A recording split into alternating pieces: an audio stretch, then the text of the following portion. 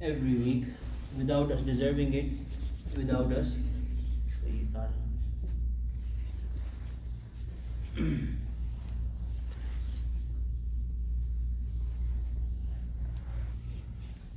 If Allah subhanahu wa ta'ala does not will, nobody can worship Allah subhanahu wa ta'ala. All the worship that we do, all the acts of submission that we do, they are also a mercy of Allah subhanahu wa ta'ala. They are also by a special permission from Allah subhanahu wa ta'ala. Allah subhanahu wa ta'ala shows mercy to people when He allows them to worship Him. And therefore we have no claim to greatness. In our ibadat that we do, we should also remember that whatever we are doing, it is by the tawfiq, by the mercy, by the special grace of Allah subhanahu wa ta'ala. And if somebody thinks that I have done something because I can do it, or I was able to do it, or it is an action of my own, then because of this kibr and arrogance, Allah subhanahu wa ta'ala slowly takes this blessing away from them. May Allah subhanahu wa ta'ala protect us. For the past few weeks we've been talking about a hadith of the Prophet sallallahu alaihi wasallam, where the Prophet sallallahu alaihi wasallam has given us a great size life advice. The Prophet sallallahu alaihi wasallam has said that 3 things deliver a person, make a person successful. The first of those 3 things is the taqwa of Allah subhanahu wa ta'ala, being mindful of Allah subhanahu wa ta'ala in private and in public, and we talked about it. The second of those is the Prophet sallallahu alaihi wasallam has said, they always say the right thing. Al-qawlu bil-haqq. Say the right thing, say the truth. Fir rida was-sukht. Even if you are happy, should not matter that if you are happy or you are angry with someone. Our way is that when we are happy and we like someone, then we always mention only good things about them. And when we are at peace with someone, or if we are on the side of someone, then whenever there is an argument, we take their side even if they are wrong. Our beloved Nabi sallallahu alaihi wasallam, there was this person who had given something to the Prophet sallallahu alaihi wasallam as a debt, as a loan, and he came before the time was up for that thing to be repaid, and he very rudely and very harshly not only accused the Prophet sallallahu alaihi wasallam but also said bad things about the family of the Prophet sallallahu alaihi wasallam, and said that I know all of you, this is how you are, this is what you do. Na'udhu billah, your family, your whole family is like that you don't pay things on time, although the time was not there, the time was not yet there for the thing to be repaid. Sayyidina Umar Khattab radiallahu anh became very angry, and he was about to punish the person, and he scolded him. But our beloved Nabi sallallahu alaihi wasallam, being the Kareem that he was, he said that Umar radiallahu anh, me and him were more in need of something else, that you should have advised him to ask for his thing politely, and you should have advised me to pay things and pay my loans on time and be mindful of my loans, whatever I have to pay back. So our approach should be that we should be very mindful, very careful, that if we want to be successful in this world and in the hereafter, we should always take care that we are saying the right thing and we are on the right side of things. We should not take sides and favor people because of family or friendship.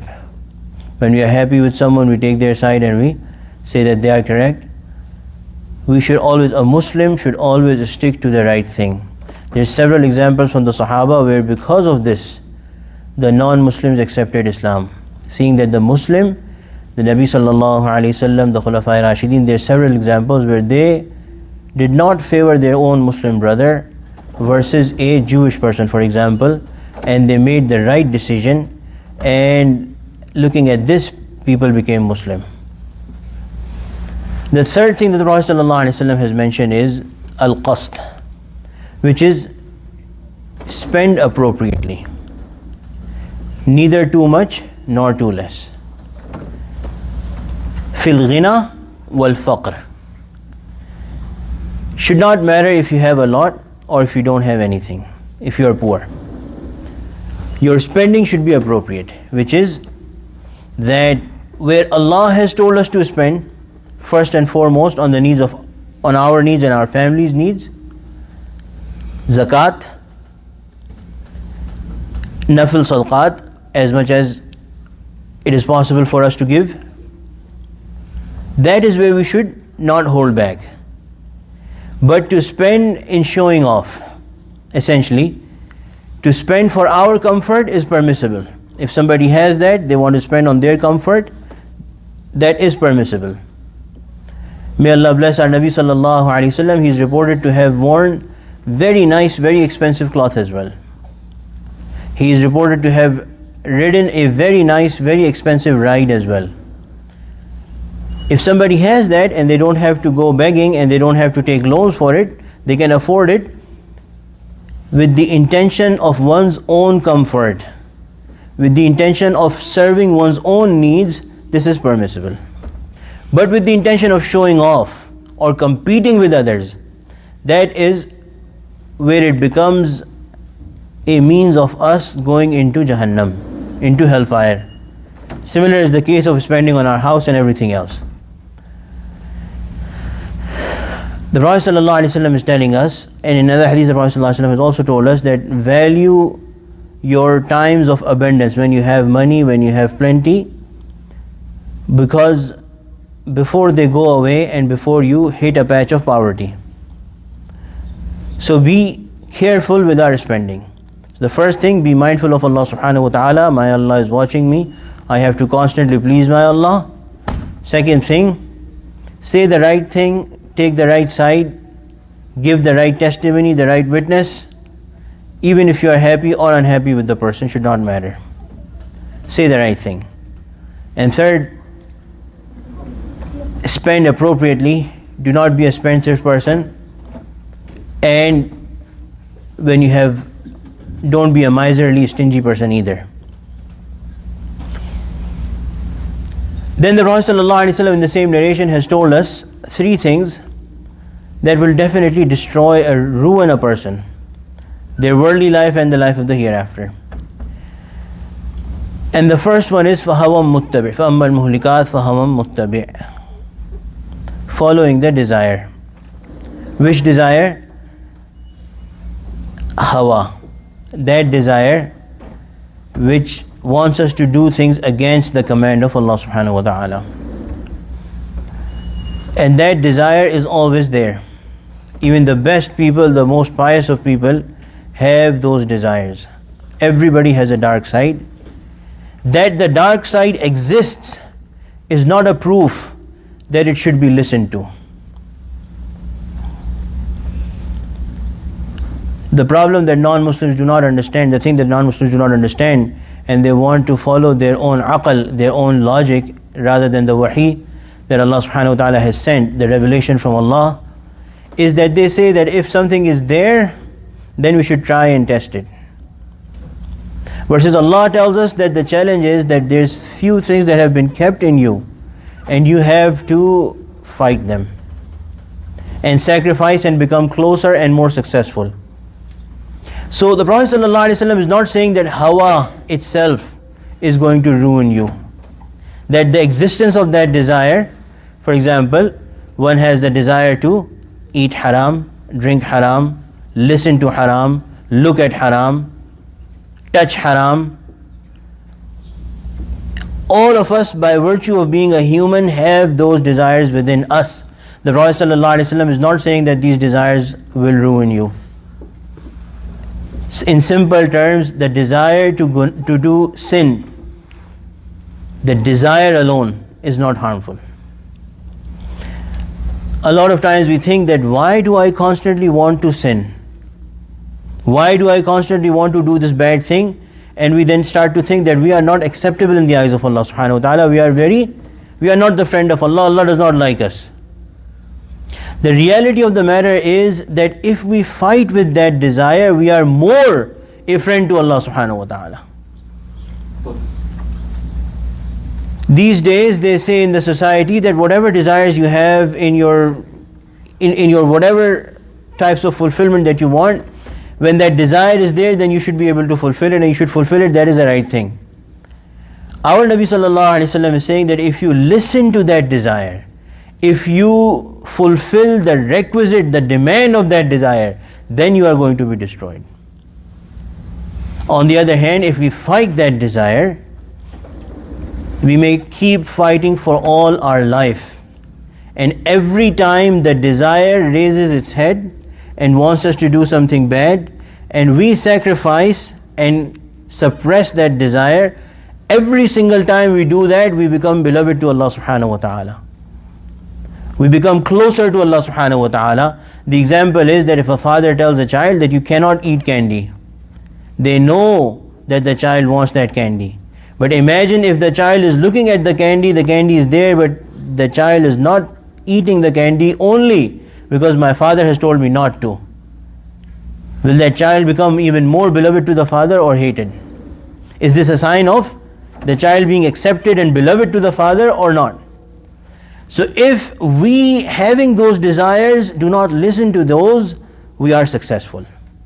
And to try to get rid of those desires permanently is a futile effort. The challenge is that we have to constantly fight. This is a lifelong fight for a Muslim, because a Muslim wants to enter Jannah, and Allah has covered Jannah with hardship, and this is that hardship. This is the hardship that we have to fight. So hawa will be there, but that hawa which is obeyed, which is listened, hawa muttabi', that's what is going to destroy a person. Because if a person starts to obey their desire, then they will start doing things which used to be considered illegal in the society before. The society based on logic is changing, but there is still things that we want to do and which are illegal. The example that is written in Tafasir is that the desire to steal. If somebody says, I have the desire to steal, I should be allowed to steal because I have a desire, then who would accept this? Who would listen to this? Similarly, I want to fulfill my sexual desires the way I want to because I have those desires, I should be allowed to do that. Why does that make any sense? There's rules and regulations for everything. Islam tells us to suppress and fight even if we have those wrong desires. And this applies to everything else as well. To lie, to humiliate, degrade people, to eat haram, earn through haram ways, all of those things we have to fight. وَشُحٌّ مُطَاعٌ.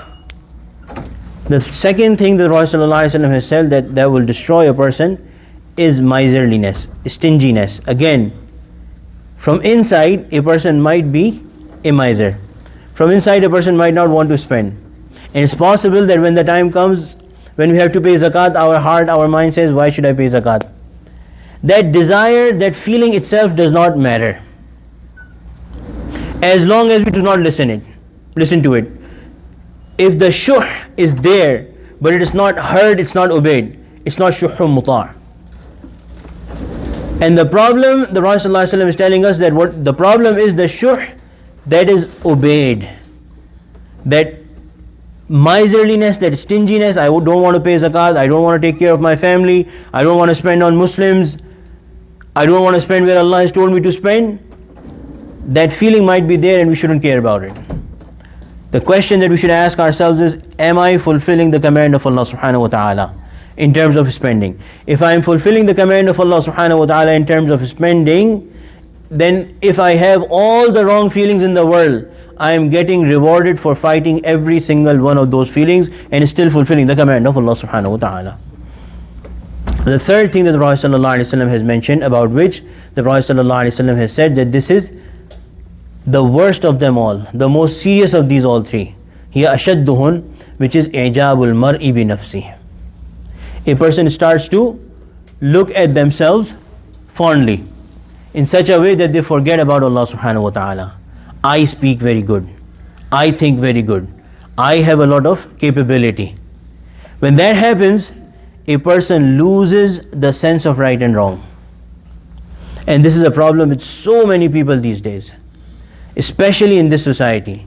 We are told that we are entitled to what we want to do and what we think. And we are the best judge and we are the best ones to decide for our own selves, which we are not.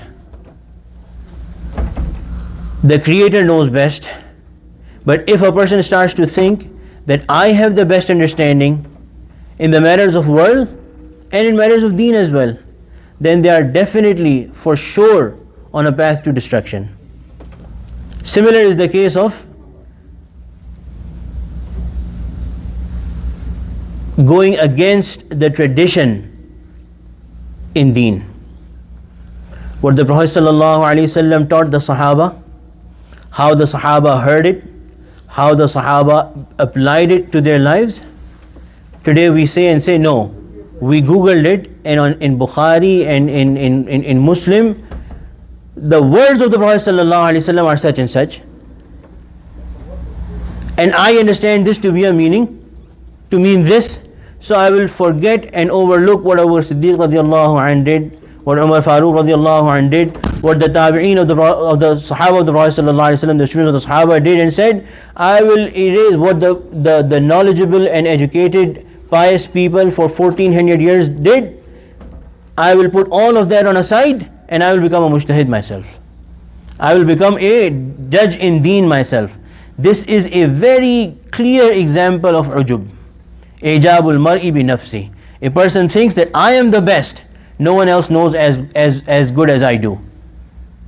The aimma, the fuqaha, the sulaha, the mujtahideen, the knowledgeable people, they did not know anything. Because I googled it, now I am the biggest scholar. May Allah subhanahu wa ta'ala protect us from such fitna. Ameen ya Rabbil Alameen. The Prophet sallallahu alaihi wasallam has said, this is the worst of the things that can destroy a person. And we are seeing this all around us. May Allah subhanahu wa ta'ala protect us. رَبَّنَا تَقَبَّلْ مِنَّا إِنَّكَ أَنْتَ السَّمِيعُ الْعَلِيمُ وَتُبْ عَلَيْنَا إِنَّكَ أَنْتَ التَّوَّابُ الرَّحِيمُ.